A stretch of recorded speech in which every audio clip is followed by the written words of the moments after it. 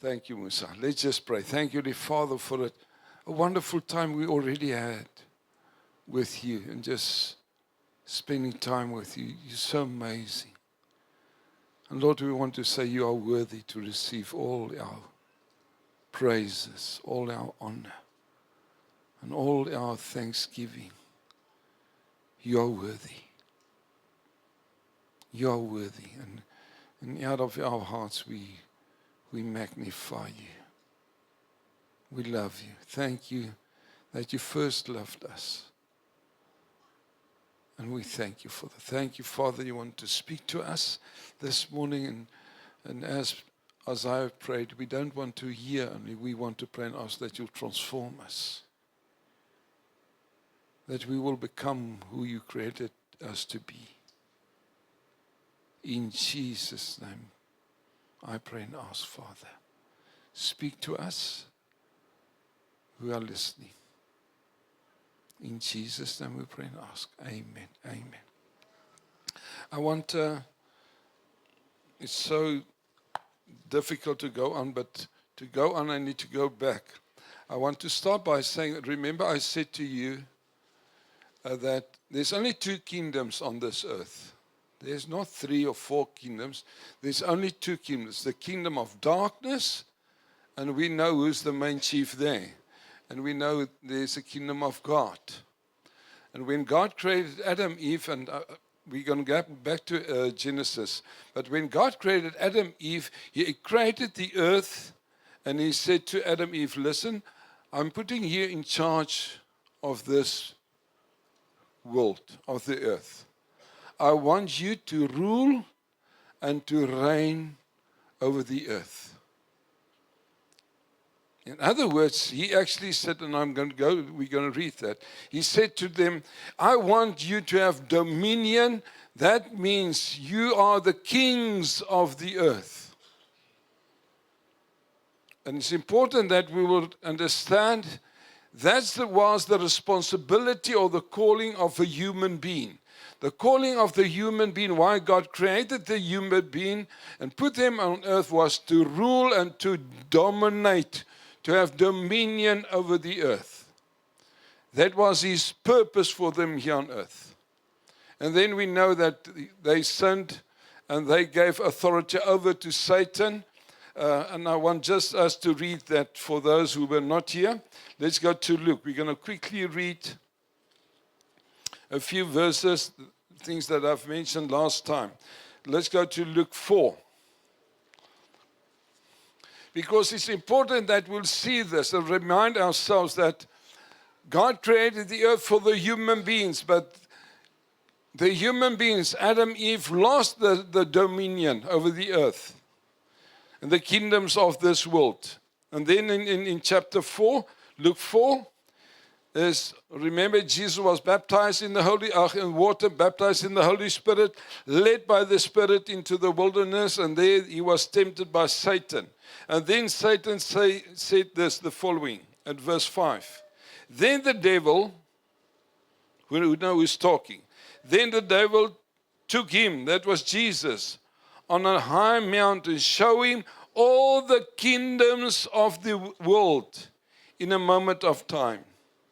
And the devil said to him, all this authority, it's amazing, he's not saying kingdoms. He's saying all authority. All authority I will give you, and the glory, for this has been delivered to me.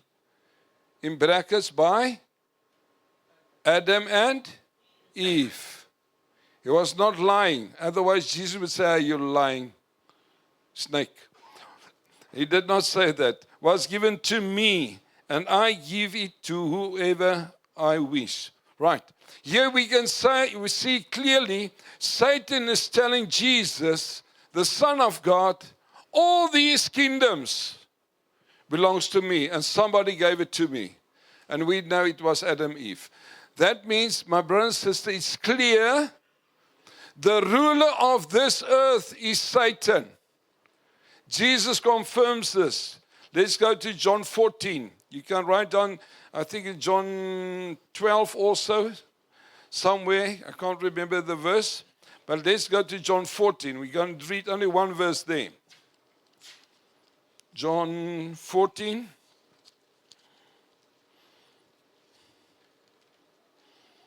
We will find it. John 14, I think verse 30. John 14, verse 30. John 14, 30. Let's start perhaps with 29. And now I have told you before it comes. And when it does come to pass, you may believe. Then in verse 30, I will no longer talk much with you, for the ruler of this world is coming, and he has nothing in me.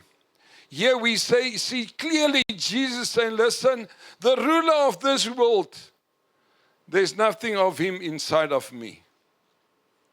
And he's referring here to Satan. That means Jesus confirms what Satan said, that this world, the ruler of this world, is not God. And I'll explain that a bit later. Let's go one more scripture. Let's read what Paul was saying in 2 Corinthians 4. 2 Corinthians 4. What I'm trying to establish for you is that the ruler of this world is Satan. 2 Corinthians 4, verse 4. Paul is talking here. 2 Corinthians 4, verse 4. It's in the middle of the sentence, but I want you just to hear what Paul was saying. He said, those minds are, whose minds the God of this age. Some translations read the God of this world. The God of this age has blinded, who do not believe, etc. Right. Paul is also saying, listen, the God of this world is blinding people so that they will not turn to Jesus Christ. That's what he's trying to explain.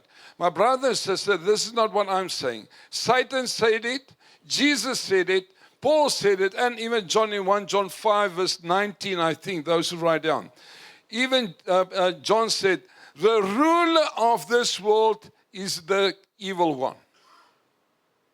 That means that's why when Jesus saves us, he says, you are now the light. And he's referring that we're staying on earth that's very dark. And I hope you know this. Because the ruler of this world is Satan. And that's why are you saved? We are saved to establish God's kingdom. Let me go back.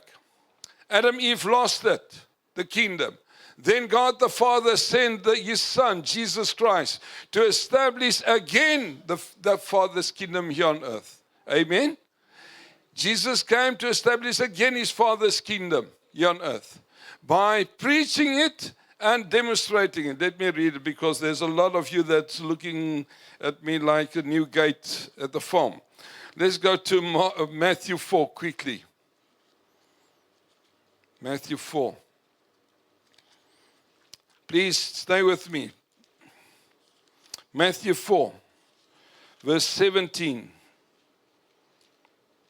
The same story. Jesus was baptized in water, baptized in the Holy Spirit, led into the wilderness, and this is just after he was led in the wilderness.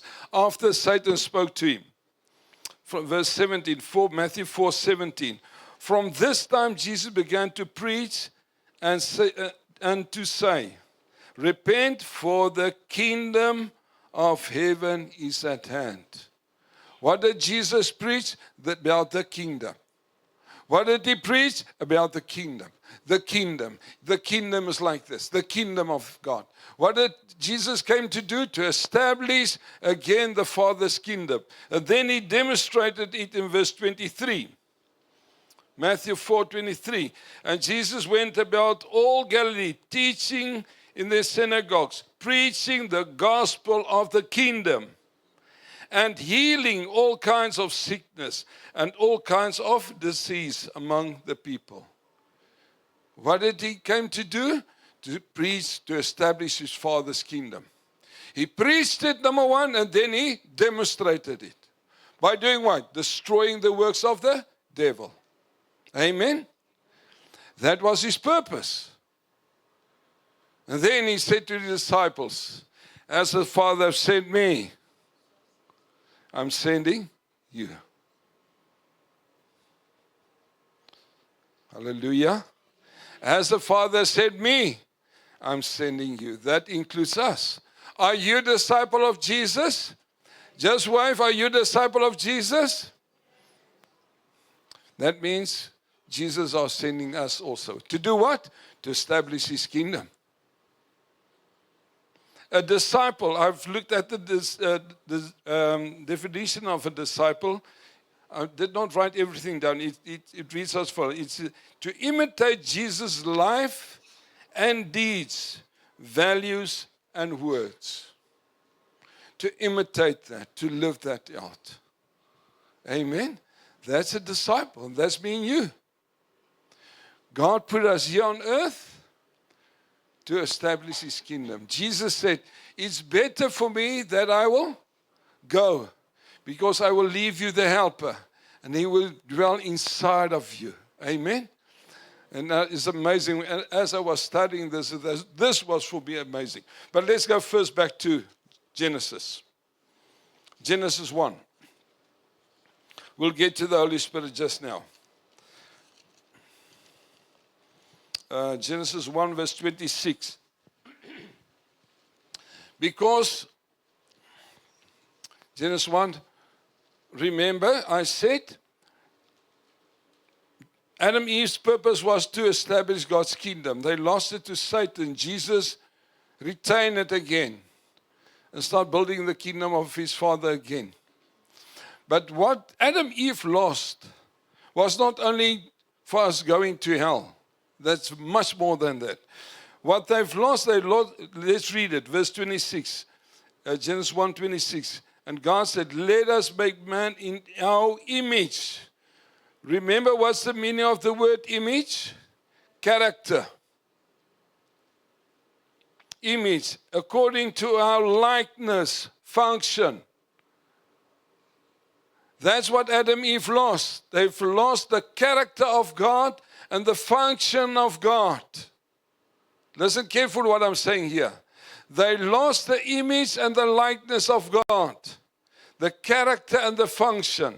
And the third thing that they've lost, let us make man in our image, according to our likeness, and let them have dominion. They lost dominion, rulership over everything on the earth. Why? Satan was ruling and reigning in people's lives.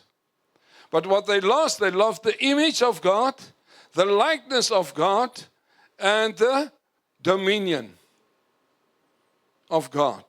And Jesus brought that back to us. And he gave us what? The Holy Spirit to dwell inside of us. Listen to this. This was amazing to me. When God, the Holy Spirit, is dwelling inside of you, he will give you again the function of the Father, the supernatural life of Christ.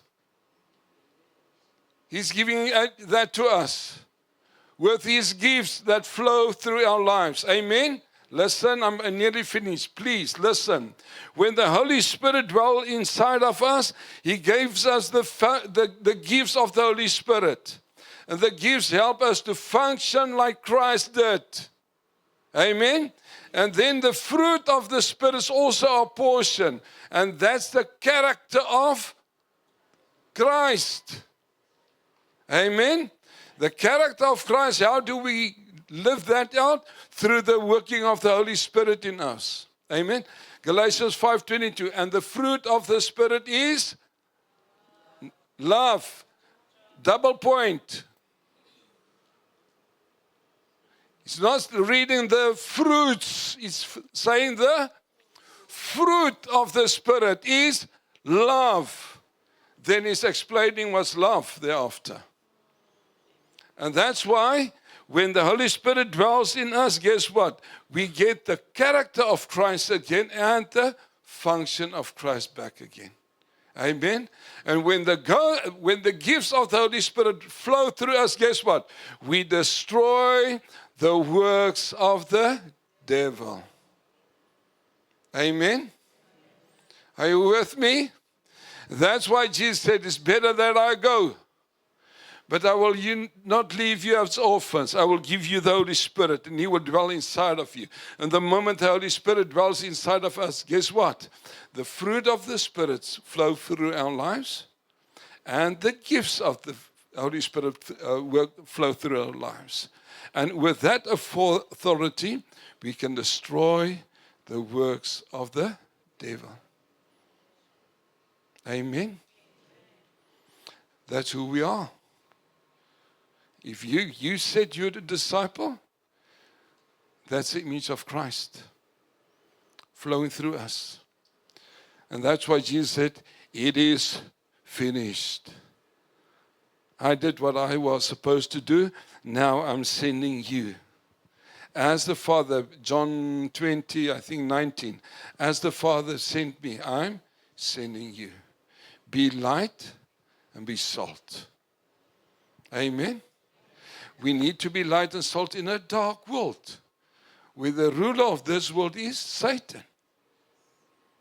But guess what? God wants us to conquer again. The light, when you switch on the light is not fighting with darkness. Did you see that? If you switch on the light, the darkness must flee. We light and salt. Guess what? Where you are working perhaps is dark, evil. But when you enter in there, guess what? You are more than a conqueror through Christ Jesus. Don't pray, Lord, take me away from these. No, Lord, let my light shine like never before. Why? We're not afraid of darkness. Why? Because the light is in us. Amen. Let's go to Psalm 115. I just want to confirm what Jesus said in Genesis 1. 115. Psalm 115, verse 115. Psalm 115.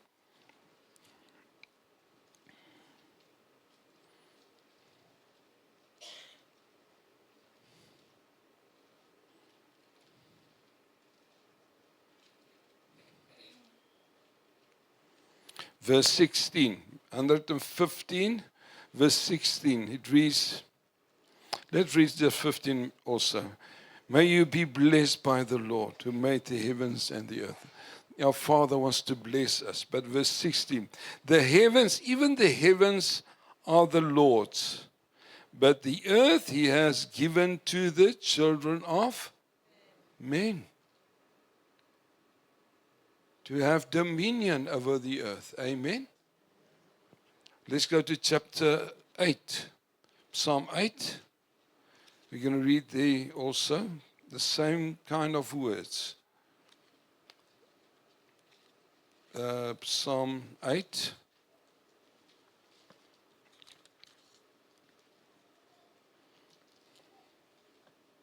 Let's read verse 6. No, the verse 5. Let's start with 5. 4. That is man that you are mindful of him, and the Son of Man that you visit him. Verse 5. For you have made him a little lower than the angels, and you have crowned, very important, you have crowned. Only a king wears a crown. Allah, are you with me? Only a king wears a crown, and you have crowned him with glory and honor. Verse 6. You have made him to have dominion. What? To have dominion. Adam, Eve. You have made him to have dominion over the works of your hands. And you have put all things under his feet. Amen. That's the purpose of a human being. to have dominion over all things on the earth. Adam Eve lost it. Jesus Christ brought it back to us. And he gave it to us. He said, as the Father sent me, I'm sending you guys here in Makado, Litrigat. If you're a disciple, I'm sending you to have dominion, to rule.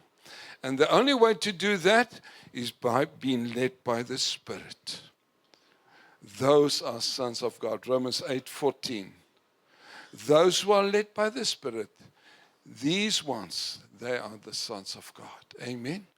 My brother and sister, God wants us to conquer. He said in his prayer, let your kingdom come, let your will be done on earth as it is in heaven. Why? On earth is not as pleasant as in heaven. Darkness is ruling on the earth and not in heaven. That's why his prayer is, let your kingdom come, Father, on earth as it is in heaven. You don't need to look far to say there's corruption, there's a hunger, there's no peace on earth, there's no work. You understand? It's everywhere. But God wants to establish his kingdom. What's there? He wants it to establish here on earth through us. I said to you previously, I said, Satan is working through people, through governments, and through kingdoms. The same way God is establishing his kingdom. God is establishing his kingdom on earth through us, people, through governments, through rulers. The same way that Satan's working. But I've got good news for us. Our kingdom's the everlasting kingdom. All the other kingdoms will bow before the kingdom of God. Amen. I want to close with that. Let's quickly go to 1 John. I want to encourage you, my brother and sister. God is he going to, who's their job? Let him just bring the word sovereign for me. God is sovereign. There's nobody like him. If it sounds perhaps for you, I'm saying, our kingdom's in trouble. No, there's nobody like our God. He's the only living God that there is. There's no other God beyond God our Father and Jesus Christ the Holy Spirit. But the earth is in need of the kingdom of God, and that's why we're here. I'm at John 5, verse 4 and 5. 1 John 5. 1 John 5, verse 4 and 5. It reads as follows. Whatever is born of God, that's us. Say, that's me. No, say, that's me. For whatever is born of God overcomes this world. And this is the victory that has overcome this world. Our faith. Lord, what I'm seeing is terrible. But Lord, you've said. You said it in your word. I'm trusting your word. Verse 5. Who is he who overcomes the world? But he who believes that Jesus is the Son of God. Amen. It's necessary for us to overcome this world because this world is in a dark place. Amen. Amen. We're not joiners. We are conquerors. Amen. And God equipped us with His Holy Spirit. Last scripture, 1 John 4, just a page back. 1 John 4, verse 4. 1 John 4, verse 4. He's talking again to us. You, here in Litrigat, in Agape, you are of God, little children.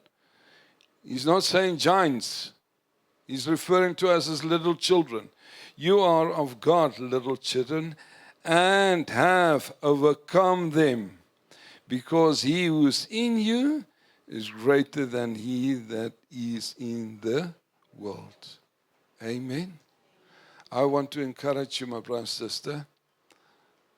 God equipped us with the Holy Spirit and with power so that people will see the fruit in our lives, our characters like Christ, but that we are also functioning in the supernatural. It's not us, it's the Holy Spirit. We co-laborers with the Holy Spirit. And if we listen to the Holy Spirit, guess what? We will establish our Father's kingdom everywhere we go. And that's our calling. Amen? That's our calling, my brother and sister. God said we will be more than conquerors because of what? Jesus Christ did. Amen. I just want to show you the definition.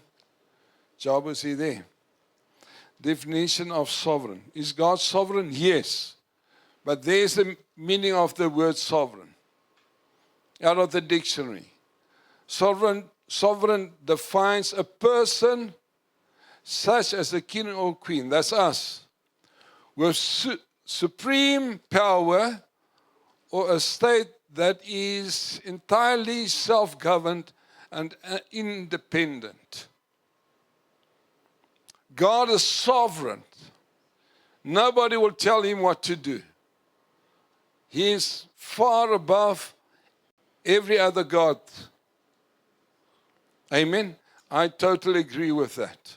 Totally agree with that. Oh, my time is up and I need to share still a lot of stuff. God is sovereign. There's no God like him. But guess what? He's not in control of everything. Or let me say it otherwise. God's will not always manifest on earth. Are you with me? I'm going to try to explain. God's plans for the Jews was to enter into the promised land. Are you with me? That was God's will.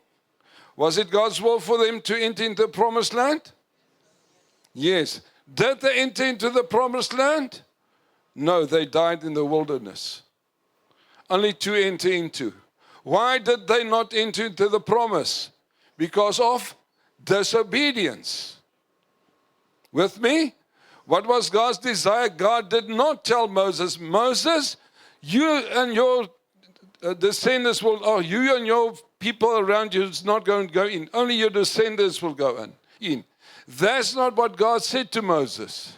God has said to him, you and your descendants will enter into. But they did not enter into. Why? Because of disobedience. Let me give you next example. God's desires that everybody will be saved. Do you agree with that one? Do you agree with that one? For sure. But not everybody is going into heaven.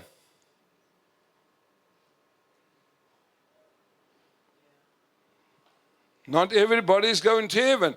God's will is that everybody will go into heaven. We can read that. Let's read it. I see there's a lot of eyes staring at me. Let's go to, I think it's in, I need my other weapon. Titus.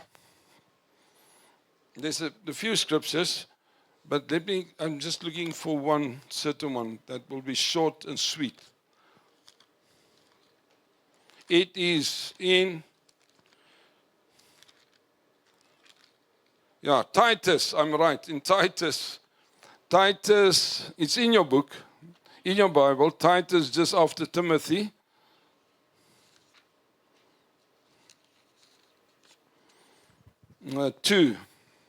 Titus 2.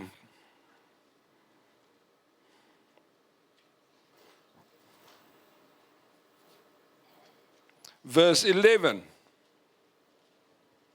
Titus 2 verse 11, it reads as follows. It reads, for the grace of God that brings salvation has appeared to all men.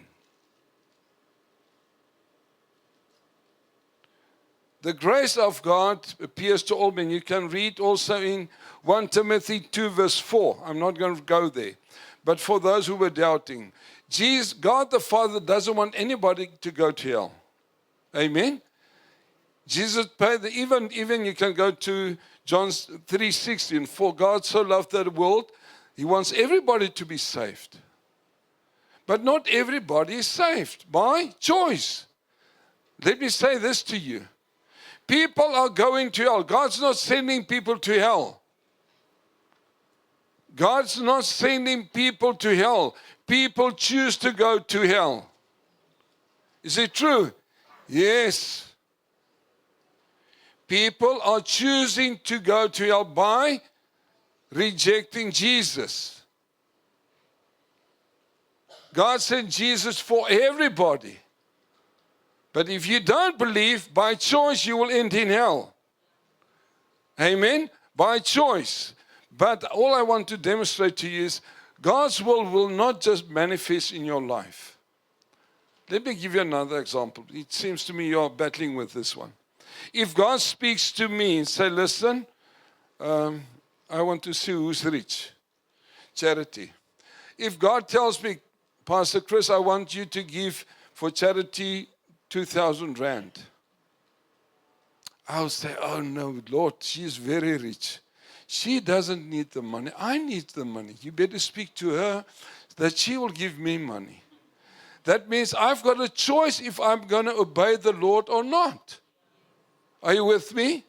And if I disobey God's word for me, then his will is that I will give her money, but I decide, no, she's got enough. That's why I'm telling you, God's will not only just manifest in your life. By obedience, the will of God will manifest in our lives. Amen? If God's heart is for each one to be safe. But if they choose not to do God's will, guess what? They will go to hell. And all I'm saying, God's will does just not happen. Amen? We need to obey. If God says you are a disciple, go into the world, guess what? We've got choices. And there's a lot of us here, I'm not looking at somebody, but there's a lot of us here, we say, no, it's not for me. I'm shy. I don't like this and I don't do. You understand? We've got choices. Yeah. All I'm saying, God's not in control of everything. If I misbehave, it's not because God asked me to misbehave. If you steal, it was not God's will that you will steal. Amen? If you kill somebody, it's not God's will that you will kill somebody. We as human beings have choices. But for us as Christians, it's important that we will give our lives to God. That's why it's no longer I that lives, but Christ that lives in me. So if he speaks to me, give charity of 2,000, I say, Lord, I don't understand. It's not clear to me, but I will give. I will obey. Amen? And that's where we need to come and say, Lord, it's not about my kingdom, what I desire, but I want to be a follower of Christ. I want to lay down my life so that your kingdom will be established through my life. Amen? Yeah. Right. I'm going to stop there. I've still got a lot to say, but let's stop there. All I'm saying, let's just pray. Thank you, Father, that you sent Jesus Christ and that he died on Calvary, paying the full price to reconcile us with you again and to establish again your kingdom here on earth. Thank you, Jesus, that you gave us examples what you did. Preaching the gospel, demonstrating the gospel. And now, Father, you are sending us here in Agape. You're sending each one of us, that's your disciples. You are sending us to establish your Father's kingdom. And you've equipped us with the Holy Spirit so the people will see the fruit and the gifts and the authority of the Holy Spirit in our lives. And this morning, Holy Spirit, we submit to you.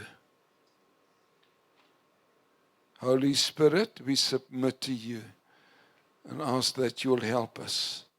That when people will look at us, they will see Christ in us. And that the gifts of the Holy Spirit will flow through our lives. That we will destroy the works of the devil as Christ did. Father, I pray for each one of your disciples that's here this morning. Help us not to slumber, to sleep, but we will resist the devil's work, and that we will destroy his work through the working of the Holy Spirit in our lives. That's our prayer this morning, Father, in Jesus' name. Amen. Amen. Hallelujah. Hallelujah. My brother said, we light and we salt. And God's plan for us is to destroy the works of the devil. Amen. Right, we're going to have communion now. I want some of the pastoral elders to help me, 8 of them. Let's just grab something there. Felix, can we switch off the light there at the back, please? Left hand one, yeah. 8.